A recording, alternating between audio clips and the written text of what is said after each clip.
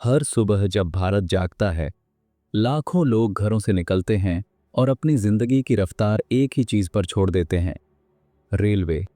पटरियों पर धड़कनों की तरह दौड़ती ये ट्रेनें आज भले ही हमें आम लगती हों, लेकिन इनकी शुरुआत सिर्फ 21 किलोमीटर की एक छोटी सी यात्रा से हुई थी। एक ऐसी यात्रा जिसने इस देश का भूगोल भी बदला और लोगों का जीने का तरीका भी। हम जिस भारतीय रेल पर आज भरोसा करते हैं, वो सिर्फ एक परिवहन व्यवस्था नहीं है, ये एक कहानी है। मजदूरों के टूटे हुए हाथों की, औपनिवेशिक साजिशों की, आज़ादी के उस सफ़र की और उन करोड़ों यात्रियों की जो हर दिन इन पटरियों पर अपना एक नया अध्याय लिखते हैं। आज हम उसी कहानी में वापस जाएंगे, 1853 की पहली सीटी से लेकर आज के हाईटेक हाई स्पीड भारत तक। ये सिर्फ इतिहास नहीं है, ये एक सफ़र है जिसने भारत को वहां पहुंचाया जहां वो आज खड़ा है। 16 अप्रैल 1853। बॉम्बे की हवा में आज कुछ अलग था। दोपहर की धूप ढल रही थी और बोरीबंदर स्टेशन के पास एक भीड़ जमा हो चुकी थी। उत्सुक, घबराई हुई, हैरान। उनके सामने खड़ा था एक स्टीम इंजन, धातु की एक भारी मशीन जो सांस लेती हुई लगती थी, धुआं उगलती थी और किसी अनजानी ताकत से भरी थी। प्लेटफॉर्म पर 3 इंजन खड़े थे, साहिब, सुल्तान और सिंध। 3:35 पर भीड़ अचानक शांत हो गई। घड़ी की टिक टिक तेज लगी और फिर वो आवाज आई, एक लंबी गहरी सीटी। उस सीटी ने सिर्फ ट्रेन नहीं चलाई, भारत के भविष्य की दिशा बदल दी। 400 यात्री सवार थे, 14 लकड़ी के डिब्बे तैयार। ट्रेन धीरे धीरे चली, फिर स्थिर रफ्तार पकड़कर बॉम्बे से थाने की अपनी पहली यात्रा पर निकल पड़ी। लेकिन इस सफर का सच अक्सर छुपा दिया जाता है। ये ट्रेन भारत के लिए नहीं बनी थी, न जनता के लिए, न तरक्की के लिए। ये ब्रिटिश एम्पायर की आर्थिक मशीन थी, कपास, मसाले और भारतीय संसाधनों को तेजी से समुद्र तक भेजने के लिए और विद्रोह की स्थिति में सैनिकों को तुरंत पहुंचाने के लिए। इन पटरियों के नीचे कहानियां दबी थीं, मजदूरों का पसीना, अमानवीय हालात और वो शरीर जो जंगलों और पहाड़ों में टूटते गए। न नाम, न रिकॉर्ड, न सम्मान। फिर भी उसी मेहनत ने वो रास्ता बनाया जिस पर आने वाले 100 सालों तक पूरा देश चलेगा। बॉम्बे से ठाणे की दूरी सिर्फ 21 किलोमीटर थी, लेकिन इसका असर भारत के नक्शे से बहुत आगे तक फैल गया। यही वो पहला कदम था जिसने इस उपमहाद्वीप को जोड़ना शुरू किया। पहली ट्रेन तो चल चुकी थी, लेकिन असली कहानी उसके बाद शुरू हुई। बॉम्बे थाने की वह छोटी सी लाइन जल्दी ही भारत की सबसे बड़ी इंजीनियरिंग मुहिम में बदल गई। एक ऐसी मुहिम जिसमें मशीनें कम और इंसानी मेहनत ज्यादा लगी थी। 1860 से 1900 के बीच हजारों किलोमीटर पटरी बिछाई गई। पुल, सुरंगें, स्टेशन, सब रिकॉर्ड समय में तैयार हुए। लेकिन ये चमत्कार इंजीनियरिंग से ज्यादा मजदूरों के खून और पसीने से बना था।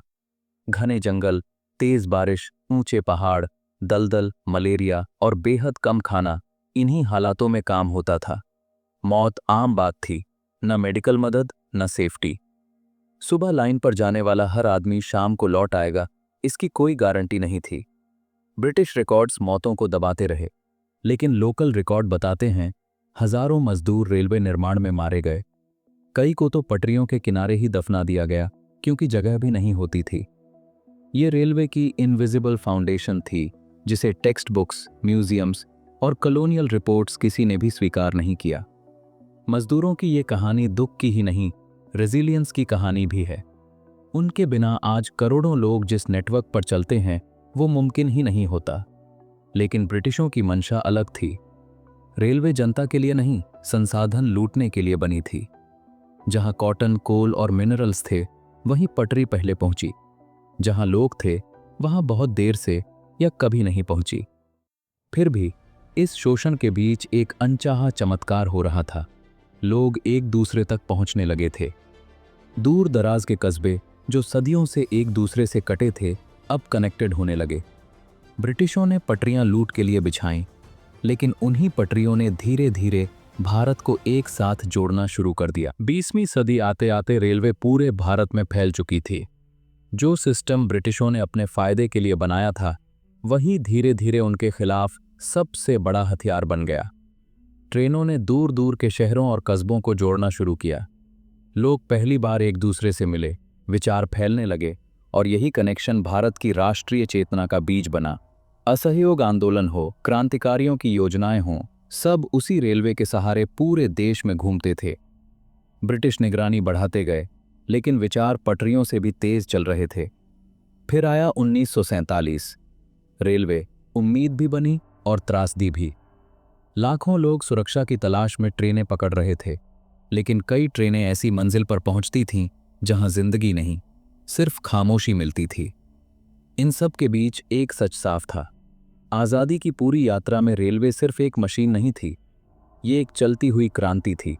हर स्टेशन, हर डिब्बा, हर सफ़र भारत के बदलते कदमों की गवाही। 1947 में आज़ादी मिली और उसी पल भारतीय रेलवे का उद्देश्य बदल गया। जो नेटवर्क कभी ब्रिटिश फायदे के लिए बना था, अब वही देश के पुनर्निर्माण। टूटी हुई लाइनें और बिखरे संसाधनों के बीच यही वो समय था जब भारतीय इंजीनियरों ने पहली बार अपने फैसले खुद लेने शुरू किए। आईसीएफ चेन्नई में नए कोच तैयार हो रहे थे, चित्तरंजन में इलेक्ट्रिक इंजन्स और वाराणसी की फैक्ट्री में देश अपने डीजल लोकोमोटिव्स बना रहा था। ये मशीनें नहीं, आत्मनिर्भरता के शुरुआती कदम थे। रेलवे शहरों, कस्बों और दूर दराज गांवों के बीच एक नई हार्ट पीट बन गई। 1947 से 1980 के बीच रेलवे सिर्फ बढ़ी नहीं, देश की रफ्तार बन गई। इसने भारत का नक्शा नए सिरे से खींचा और साबित कर दिया कि रीबिल्डिंग सिर्फ ईंटों से नहीं, इंजीनियरिंग, भरोसे और उन पटरियों से होती है जो पूरे राष्ट्र को जोड़कर चलाती हैं। 1980 के बाद भारत बदल रहा था और रेलवे भी उसी बदलाव की रफ्तार पकड़ रही थी। लंबी लाइनों और हाथ से लिखे टिकटों के बीच पहली बार कंप्यूटराइज्ड रिजर्वेशंस आए और लोगों को लगा कि यात्रा भी थोड़ी आसान हो सकती है। 2000 में आईआरसीटीसी आया और रेल टिकट घर बैठे मिलना एक नए भारत की शुरुआत जैसा लगा। यही वो दौर था जब रेलवे कागज से स्क्रीन पर आ गई। फिर राजधानी और शताब्दी ने भारत को उसकी पहली स्पीड सेंसेशन दी। लोगों को महसूस हुआ कि ये देश सिर्फ आगे नहीं बढ़ रहा, तेज भी चल सकता है। 1980 से 2015 का ये दौर छोटा नहीं था, लेकिन इसका असर गहरा था। इसने रेलवे को सिर्फ सर्विस नहीं रहने दिया, बल्कि विकास की भाषा बना दी। 2015 के बाद भारतीय रेलवे ने खुद को एक नई रफ्तार में ढालना शुरू किया। पुराने सिस्टम को सिर्फ सुधारना नहीं था, उसे एक मॉडर्न विजन में बदलना था। इसी विजन से वंदे भारत सामने आई। भारत ने पहली बार महसूस किया कि हाई स्पीड और वर्ल्ड क्लास डिजाइन सिर्फ बाहर से नहीं आता, हम खुद भी बना सकते हैं। इसी के साथ देश भर में ट्रैक्स का तेजी से इलेक्ट्रिफिकेशन हुआ। जहां पहले डीजल की गड़गड़ाहट थी,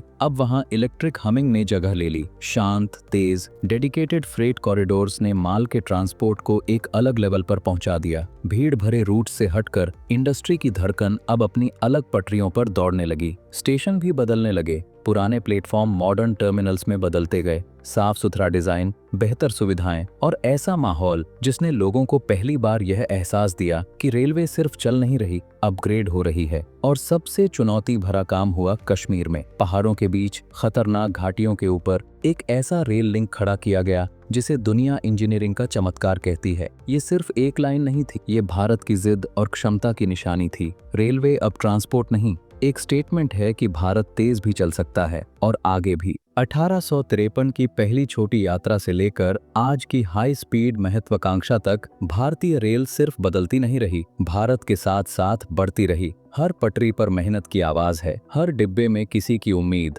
और हर सफर में इस देश का चेहरा। रेलवे ने हमें जोड़ा भी, बदला भी और आज भी यही हमारी रफ्तार का सबसे सच्चा आईना है। अगर इस कहानी ने आपको थोड़ा भी छुआ है तो इसे और लोगों तक पहुंचने दो, क्योंकि भारत की ये यात्रा सिर्फ देखी नहीं जाती, महसूस की जाती है।